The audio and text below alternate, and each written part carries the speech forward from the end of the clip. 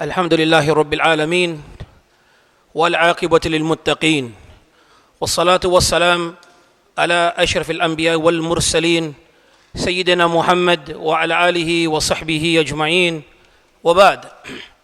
Can I just request those who are present, inshallah, that you give us a few minutes, inshallah, if you could sit down and listen to the reminder, for verily the reminder, it does benefit the believers.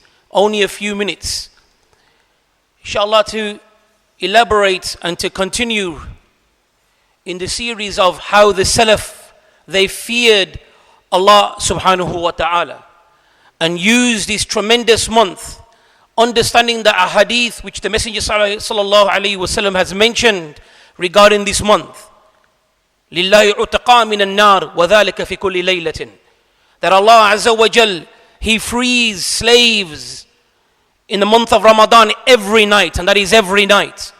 The Salaf, they would make dua that they would be from those who are freed from the hellfire. And I want to give you an example, one of two examples of that great companion.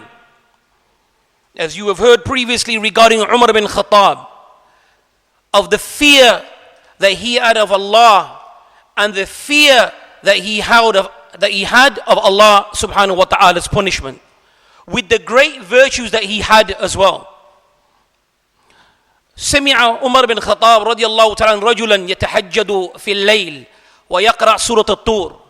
On that occasion, Umar ibn Khattab, he heard a person reciting in the night prayer Surah At-Tur. وَلَمَّا بَلَغَ إِلَى قَوْلِهِ تَعَالَى إِنَّ عَذَابَ رَبِّكَ لَوَاقِعٌ مَا لَهُ مِنْ دَافِعٍ. That when this individual that was praying the night prayer, he came to the verse where Allah subhanahu wa ta'ala, He says that every one of you will taste the punishment, or the punishment will definitely occur. There is no one that can avert, or there is no one that can avoid it. Umar ibn Khattab, when he heard this, he said, Rabbul Ka'ba al-Haq, by the Lord of the Kaaba, this is the truth. وَرَجَعَ إِلَى مَنْزِلِهِ وَمِرِضَ شَهْرًا. And then he went back to his home, and then he became sick.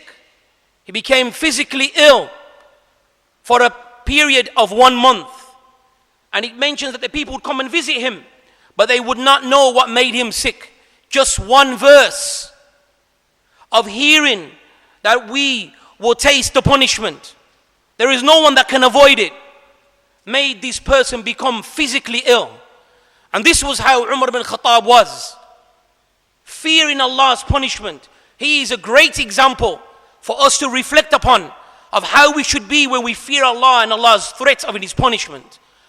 لما دعنا عمر بن خطاب, that when Umar bin Khattab, he was stabbed and he had the severe injuries and he was close to his death, he said, والله لو أن لي طلاع الأرض ذهبا لأفتديت به من عذاب الله قبل أن أراه.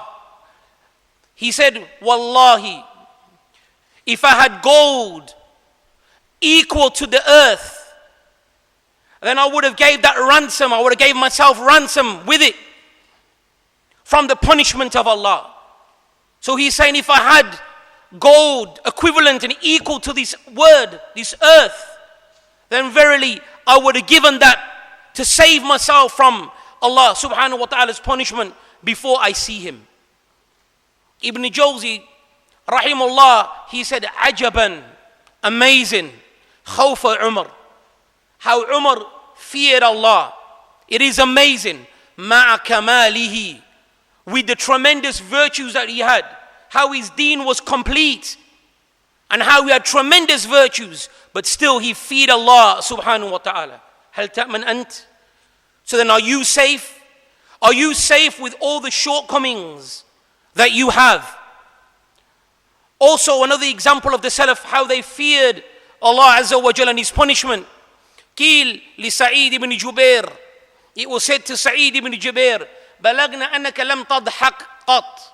It has reached us that you do not laugh, that you never laugh. And then listen to what he said, my brothers and sisters. Listen to what he said. Kayfa adhak? How can I laugh? Wa jahannam qad su'irat. And the hellfire, it is kindled, the blaze of the hellfire, it is kindled, a severe blaze. It has been prepared. وَأَغْلَالٌ نُصِبَتْ, and the iron collars, they are fixed. وَالزَّبَانِيَ قَدْ عُدَّتْ, that the gatekeepers and the guardians of the hellfire have been prepared. So how can I laugh? How? This, ikhwan, was the state of the Salaf. Fearing more than they hoped.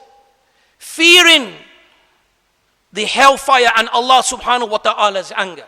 This is why Hasan al-Basri rahimahullah ta'ala, he said, لا يدخل أحد الجنة إلا من يرجوها. No one will enter paradise except for the one that wants and yearns paradise. ولا يسلم من النار إلا من يخافها. And no one will have salvation from the hellfire except for the one that fears it. So this is how the Salaf were, ikhwan.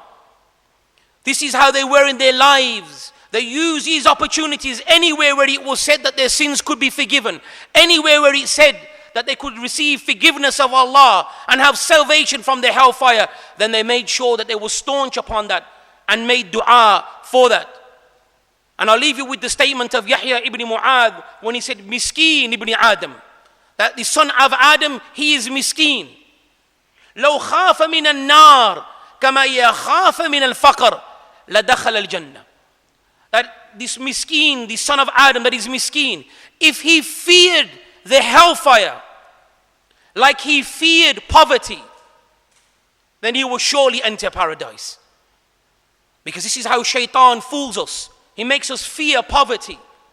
We're constantly fearing that what will happen tomorrow? My money, I don't have enough. So he's always preparing to make himself comfortable. So Yahya ibn Mu'adh said, if only he feared the hellfire like how he fears poverty, then surely he will enter paradise.